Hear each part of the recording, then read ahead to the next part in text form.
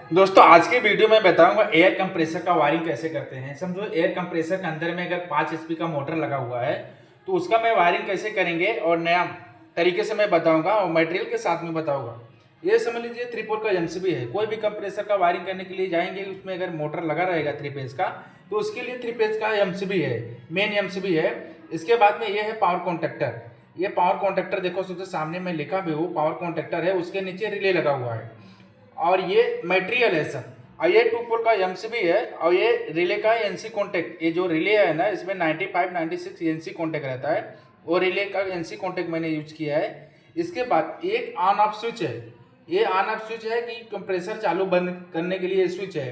और ये pressure switch का कॉन्टेक्ट है, एनसी कॉन्टेक्ट। और ये पावर कॉन्ट्रैक्टर यही है, इसका कॉइल है ये, ठीक है।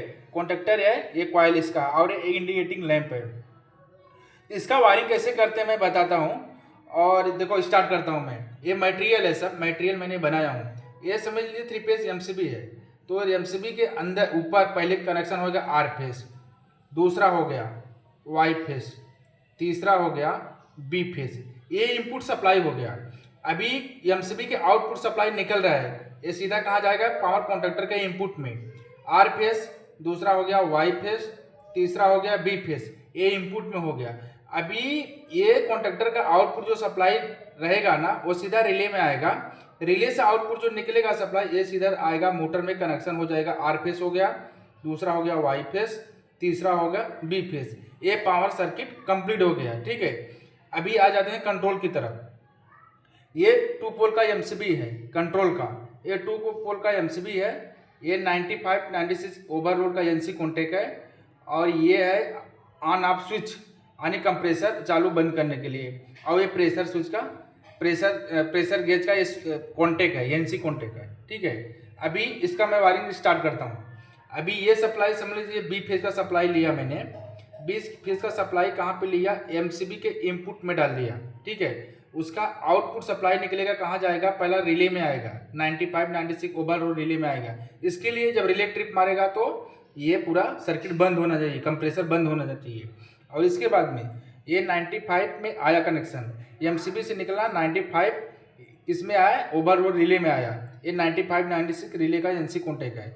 वहाँ से सप्लाई निकलेगा, इनपुट हो गया। अभी आउटपुट निकलेगा, कहाँ जाएगा, प्रेशर स्विच में जाएगा। प्रेशर स्विच में अपना सॉरी इसमें ऑन ऑफ स्विच में जाएगा। ऑन ऑफ स्विच से सप्लाई निकलेगा, प्रेशर स्विच में जाएगा, ठीक है। ऑन ऑफ जो स्विच है ना, उसका आउटपुट निकलेगा सप्लाई प्रेशर स्विच के एनसी कॉन्टेक्ट में जाएगा।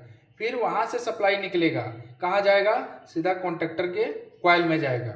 एक कॉन्ट्रैक्टर के कॉइल में सप्लाई गया, समझ लीजिए। अभी जब हम इसको ऑन करेंगे तो चालू नहीं होगा, क्योंकि न्यूट्रल का सप्लाई नहीं दिया है। अभी मैं न्यूट्रल का सप्लाई दे देता हूँ, फिर कॉन्ट्रैक्टर में न्यूट्रल का भी सप्लाई देना पड़ेगा। ए एमसीबी का अभी समझिए ये न्यूट्रल है, ठीक है। इनपुट न्यूट्रल हो गया, एमसीबी का इनपुट न्यूट्रल हो गया। अभी इसका आउटपुट निकलेगा न्यूट्रल, ये सीधा कहाँ जाएगा, कॉन्ट्रैक्टर के A2 में, कॉइल में गया, ठीक है। फिर एक इंडिकेटिंग लैंप है। लैंप इसके लिए है कि जब कंप्रेसर ऑन होएगा तो लैंप जलना चाहिए, कंप्रेसर चालू होगा। ये न्यूट्रल मैंने कॉमन में कर दिया, ठीक है। अभी देखो ये स्विच को ऑन करेंगे तो सप्लाई इसमें जाएगा कॉन्ट्रैक्टर में। जब कॉन्ट्रैक्टर ऑन हो जाएगा तो कॉन्ट्रैक्टर जब ऑन हो गया तो मोटर में सप्लाई जाएगा, तो कंप्रेसर अपना चालू हो गया। अभी बचा लैंप, यही कॉइल में से सप्लाई निकालना है। ये कॉइल में से सप्लाई निकालना है, A1 के कॉइल में से सप्लाई एक ज्वाइन करके वायर निकाल के सीधा लैंप में डाल देना है।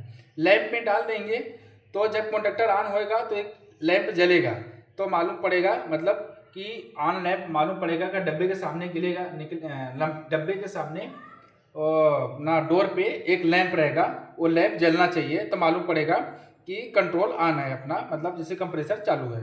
अभी कंप्रेसर का ऐसे ही वायरिंग, कंट्रोल वायरिंग ऐसे ही सेम होता ही है। अभी ये प्रेशर स्विच है।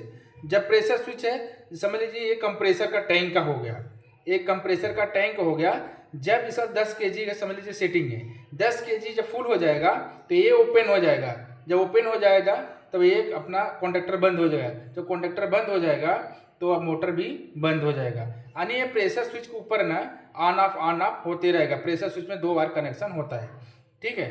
अभी ये जब प्रेशर स्विच 2 बार कनेक्शन होता है और इसके बाद में यहीं से प्रेशर के ऊपर ऑन ऑफ होते रहेगा, जैसे प्रेशर डाउन होएगा वापस कंप्रेसर चालू होएगा, जैसे प्रेशर फिर भर जाएगा, मेंटेन हो जाएगा प्रेशर, तो वैसे ही बंद हो जाएगा। यानी कि ये एयर के ऊपर ऑन ऑफ होता रहेगा। कंप्रेसर का अपना control drive gram plus power circuit ऐसे ही बनता है।